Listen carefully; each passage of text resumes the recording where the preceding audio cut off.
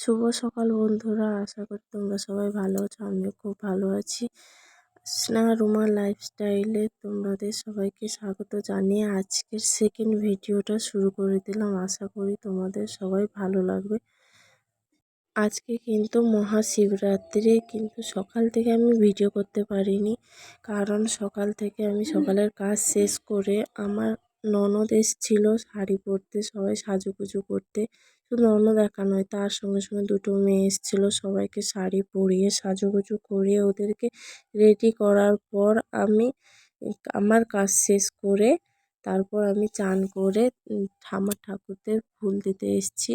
তো আজকে শিবরাত্রি মানে আমার বাড়িতে শিবলিঙ্গ আছে, ওর মাথায় দুধ ঢালবো আর কিছু ফলও কেটে পরিবেশন করব।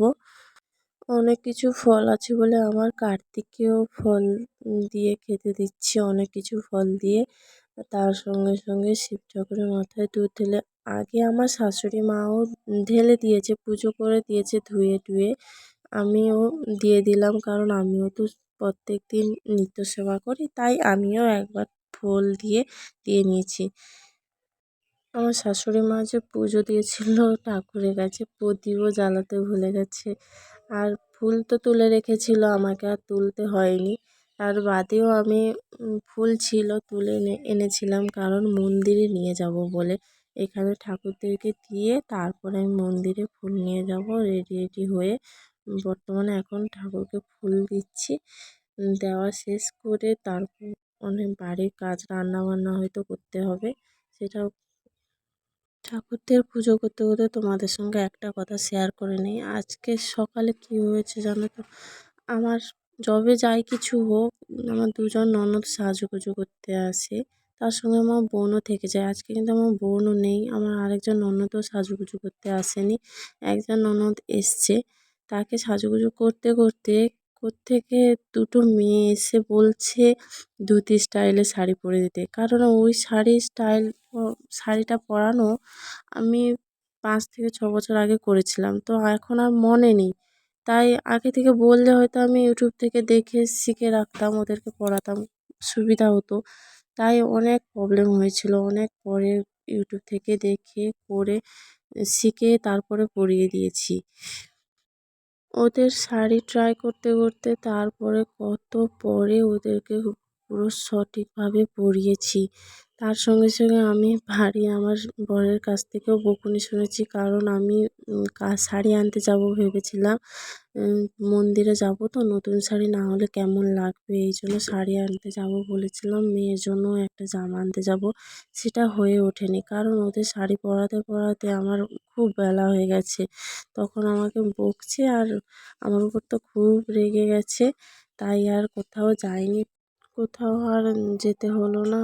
তারপরে আমার বাবা, আমার একটা শাড়ি ছিল, ভালো শাড়ি ছিল নতুন, ওইটা কিনে এসেছিলো। আমার ছোট একজন দেওর গিয়ে ওই শাড়িটা নিয়ে এসছে, তাই ওই শাড়িটা আমি পরে নেবো। আর আমি দোকানে যাব না কিনতে, আর মেয়ের জন্য কেনা হলো না, এবারের মতো পরে কিনে নেব।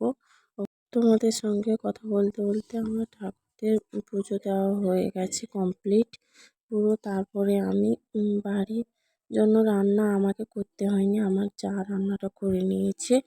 ও কিন্তু জল ছিল না, লাইন কেটে গেছে, তাই জলটা এনে দিয়েছি। জল নিয়ে এসে অনেকক্ষণ বসার পরে বিকেল 3:30 নাগাদ আমি রেডি হয়েছি মন্দিরে যাওয়ার জন্য। তারপর মন্দিরে যাওয়ার জন্য রেডি হয়ে দুধ ঘটি, ডাব নিতেও ভুলে গেছিলাম, আবার ঘুরে এসে ডাব নিয়ে গেছি। ডাব, দুধ ঘটি, তার সঙ্গে কিছু ফুল, কলাপাতা কেটে নিয়ে এসে কিছু ফুল নিয়ে এখন চলে যাচ্ছি রেডি হয়ে। এই কাছে, বাড়ির কাছে যেতে হয়, বেশি দূরে না, এই সামান্য আমি হেঁটে হেঁটে চলে যাব, একাই যাচ্ছি। তো এই বর্তমানে এটাই আমাদের শিব মন্দির। মন্দিরে এসে বসছি, আমার মেয়ে দুষ্টামি করছে দেখো, খুব দুষ্টু। সব গাছগুলো কলা পাতা ছিঁড়ছে, ওর বাবা এদিক সেদিক ওর পেছনে পেছনে দৌড়াচ্ছে। সবাই মন্দিরের ভেতর ঢুকছে অঞ্জলি দেওয়ার জন্য, আমি বাইরে দাঁড়িয়ে আছি। আমরাও ঢুকবো। ছোট মন্দির তো, বেশি জন ধরে না, এই জন্য কম কম জন যাচ্ছে। এই আমার মেয়ে এখানেই আছে, ও আমার সঙ্গে মন্দিরের ভেতর ঢুকবে। তাই ও এখানে ঘুরু করছে। আর আমি তো ওখানে বসতে পারিনি, দাঁড়িয়ে আছি, তাই খুব পা কনকন করছে। সারাদিন উপোসের পর এখন 4:30 বেজে গেছে, তো এই জন্য পা কনকন করছে, দাঁড়াতেই পারছি না। এই মন্দিরের ভেতরে এখনই ঢুকলাম, ঢুকে বসেছি। আমার মেয়েও আমার কাছে বসছে, কেউ দুষ্টামি করছে, সবাই বকুনি দিচ্ছে, ওখান থেকে ফুল নিচ্ছে আর করছে।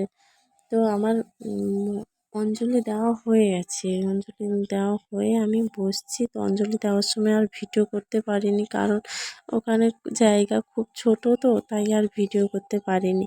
তো দুধ ঢালার সময় আমার একজন বোনকে বলেছিলাম যে ভিডিওটা করে দাও, ওই ভিডিওটা করে দিয়েছিল। তো শিবের মাথায় দুধ ঢেলে তারপর আমি প্রণাম করে নেমে বসছিলাম, কারণ ওখানে ওই যে পঞ্চামৃতগুলো ঘটিতে পোড়াচ্ছিল না, ওই ঘটিতে পুড়িয়ে তারপরে ওই ঘটি হাতে দেবে আর 10 টাকা করে নেবে। তার আগে মন্দিরে ঢোকার আগে টিকিট কাটতে হয়েছে, ওখানে 10 টাকা করে নিয়েছে। তারপরে ঘটি নেওয়ার সময়ও 10 টাকা করে নিচ্ছে বামুন ঠাকুর। তারপর তো প্রণাম করলে যা দেওয়া হয় দেওয়া হয়। তো অঞ্জলি দেওয়ার পরে বামুন ঠাকুর মন্ত্র পড়ছে আর আমরা ধূপ আর প্রদীপ জ্বেলে নিচ্ছি। ওখানে ঘুরিয়ে রেখে তারপরে প্রণাম করব। ওখানে শিবলিঙ্গ আছে, ওর মাথায় সিঁদুর দিয়ে দিলাম। শিব ঠাকুর নয়, শিব হর পার্বতী আছে, ওর মাথায় সিঁদুর ঢেলে নিয়েছি। তারপরে প্রণাম করে তারপরে ওখানে ঘটি দিচ্ছিল না, তো সবার হাতে ঘুঁটি দিচ্ছে না, একজন একজন ঘুঁটি দিচ্ছে, একজনের কাছ থেকে টাকা নিচ্ছে, কারণ আগে থেকে ঘুঁটি দিলে সবাই চলে যাবে, পয়সা দেবে না। তাই বামুন ঠাকুর একজন একজনকে ঘুঁটি দিচ্ছে আর টাকা নিচ্ছে। তো ওখানটায় আমি বসছিলাম আর বাইরে থেকে আমার বোনটা ভিডিও করে দিয়েছিল। তো আমি প্রণাম করছিলাম, তাই আমি বললাম ভিডিওটা করে দাও। তো ওখানে বসে প্রণাম করার পর আমি ঘুঁটিটা নেব। ঘুঁটিটা নেওয়ার পর আমি তো ঠাকুরের কাছে প্রণাম করেছি, কিন্তু ঠাকুরমশাই সিঁদুর দেয়নি। প্রথমে অঞ্জলির আগে চন্দন দিয়েছিল, কিন্তু প্রণাম করার সময় যে সিঁদুরটা দেয়, সিঁদুরটা দেয়নি। তো ওখানে তো পঞ্চামৃতিতেই ঠাকুরমশাই ব্যস্ত হয়ে গেছে। তারপর আমি ঘুঁটি নিয়ে বাইরে এসে আমি উপোসটা ভাঙলাম পঞ্চামৃত খেয়ে। তারপরে আমার মেয়েকেও খাওয়ালাম। পঞ্চামৃতটা সত্যি খুবই সুন্দর ছিল, খুবই সুন্দর। আমার তো ভালো লেগেছে। আমি অবশ্য কাঁচা দুধ খাই না, কিন্তু এর মধ্যে তো অনেক কিছু মিক্সড আছে, ডাব, দুধ সব কিছু মিক্সড আছে। তাই আমিও খেলাম, আমার মেয়েটাও খুব পছন্দ করলো, অনেকবার খেয়েছে। আমারও ভালো লেগেছিল, তাই খেয়ে দিয়ে ওখানে উপোস ভেঙে বাড়ি চলে আসছি। কারণ আজকের ভিডিওটা এই অবধি। অবশ্যই ভালো লেগে থাকলে like, comment, share and subscribe করে দিও। অবশ্যই বেল আইকন নোটিফিকেশানটা অন করে দিও। টাটা।